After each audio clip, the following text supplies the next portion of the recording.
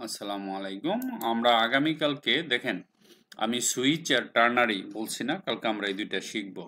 আমরা সর্বপ্রথম একটা এলসিভ দিয়ে হুম এলসিভ দিয়ে একটা প্রোগ্রাম বানাবো। প্রথম এলসিভ দিয়ে একটা প্রোগ্রাম বানাবো, সেই প্রোগ্রামটা সুইচ দিয়ে কম্পেয়ার করব, তাহলে আপনি বুঝতে পারবেন।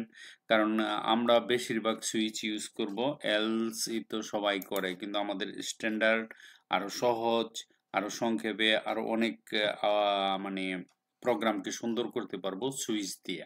হুম আমরা সুইচ প্রোগ্রাম কালকে শিখবো। এই যে আমি এখানে বানায় রাখছি, একটা দুইটা প্রোগ্রাম বানাইছি। আর একটা হচ্ছে গিয়ে আপনার টার্নারিটা হচ্ছে গিয়ে এলস এর একটা ফর্মুলা দিব, বানাবো, শিখবো, তার সাথে তুলনা করব, মানে সংক্ষেপে এক লাইনে পুরো প্রোগ্রাম বানানো যায়। ঠিক আছে, তো এই দুইটা আমরা শিখবো, হ্যাঁ, আগামীকালকে ইনশাল্লাহ। আর এগুলি শিখতেই হবে, বিকল্প কিছুই করার নাই। হ্যাঁ, কম্পেয়ার করে শিখাবো এই কারণে যাতে আপনি বুঝতে পারেন। হ্যাঁ, কালকে কারণ এগুলি ইউটিউবে এমনি আমি যত বলি আপনার কাজে লাগবে না। প্র্যাকটিক্যালি আপনি যদি মনে করেন আমি কালকে বুঝানোর পরে আপনি নিজে নিজে এই প্রোগ্রামগুলো বানাতে পারবেন, একটা 100% শিওর, নাথিং।